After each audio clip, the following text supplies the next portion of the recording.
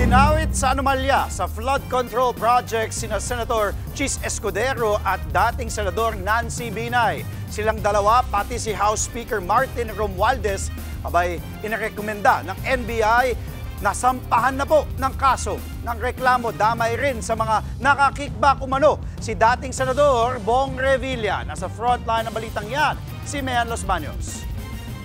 Sa Senate Blue Ribbon Committee, pasabog ang unang pagharap ni dating DPWH Undersecretary Roberto Bernardo. Hindi lang pag-amin sa katiwalian ang ginawa ni Bernardo, kundi diretsyahan niyang pinangalanan ang umano'y mga politiko na tumatanggap ng kickback mula sa mga flood control projects. Ako po ay umaamin sa aking maling nagawa. Pinahintulutan ko po ang aking sarili na maging kasangkapan sa pagpapatupad ng isang masamang gawain. Handa po akong gawin ang lahat ng nararapat upang maiwasto ang aking kamalian. Unang idinawit ni Bernardo si Ako Bicol Party List Representative Zaldico. 25% daw ang komisyon na hiningi ni Ko kada proyekto. 2% doon pinaghatian pa ni na Bernardo at dating Bulacan District Engineer Henry Alcantara. Congressman Zaldico one time called me to say that he met Engineer Alcantara and wanted to confirm, maayos bang kausap si Engineer Alcantara? To which I replied, maayos po. Engineer Alcantara would tell me every time that he made deliveries of cash to Congressman Zaldico in compliance with his commitment to Congressman Zaldico. Sunod naman, si dating Senate President Chis Escudero, idinawit sa pamamagitan ng kanyang malapit na kaibigan at umano'y campaign contributor na si Maynard Ngu. 20% daw ang usapan na kapalit ng pagpasok ng mga proyekto sa GAA. I would like to add that deliveries of cash were personally made to me, by me, to Maynard Ngu at his office in Manila. Kwento pa ni Bernardo noong 2023, sinabihan daw siya ni Ngu na makipagkita kay Escudero sa isang wine bar sa Taguig. He told me, alam ko naman ang galawan niyo dyan sa DPWH. Sabihin mo kay Sec magbaba sa akin. Also, the delivery of the 160 million for Senator Chis referred to in paragraph 17 of my affidavit happened sometime in the first quarter of 2025. Hindi lang yan, binanggit din ang pangalan ni DepEd Yusek Trigev Olivar, dating tauhan ni dating Senator Bong Revilla.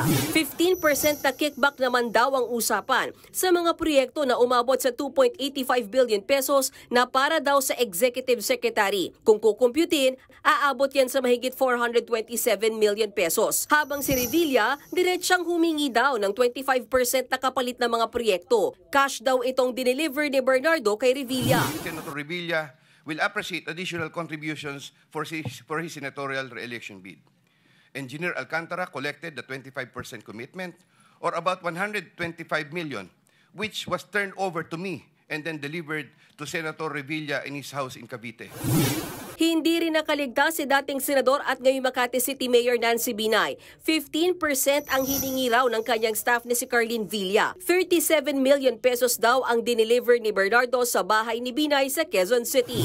Sa kabila ng pag-amin ni dating Undersecretary Bernardo sa umunay pakikipagnegosasyon niya sa ilang mambabatas para sa porsyentuhan sa mga flood control projects, itinanggi naman niya na may kinalaman siya sa tinatawag na 2020-2040 scheme. Yan daw yung hatian sa kickback ng ilang DPWH officials. Wala rin daw siyang alam kaugnay sa mga ghost project. Inusisa rin ni Senator Risa Hontiveros kung paanong napunta si Bernardo sa DPWH. Sino raw ba ang kanyang backer para umangat sa posisyon?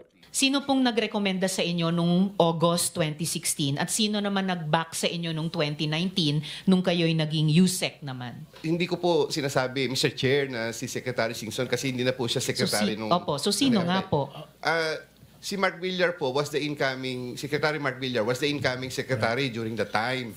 Giit ni Bernardo, 2016 siya naging Assistant Secretary ng DPWH hanggang sa mapromote siyang Undersecretary noong 2017. Sa dami ng pangalan at halagang lumutang, humiling si Bernardo na maipasok siya sa Witness Protection Program. Patuloy naman daw iniimbestigahan ng DOJ ang affidavit at salaysay ni Bernardo. Kinumpirma naman ni Justice Secretary Boying Rimulya na inirekomenda na ng National Bureau of Investigation ang pagsasampa ng reklamong indirect bribery at malversation Misappropriation of Public Funds laban kina Senator Escudero, Mayor Nancy Binay at maging kay dating House Speaker Martin Romualdez. The moment na mag-file ng complaint kasi, that triggers already the AMLA to start filing cases. A recommendation pa lang. Pero siyempre lahat na nabanggit doon, sensitive na matter to siyempre, wala tayong sisinuhin dito, lahat na nakasama.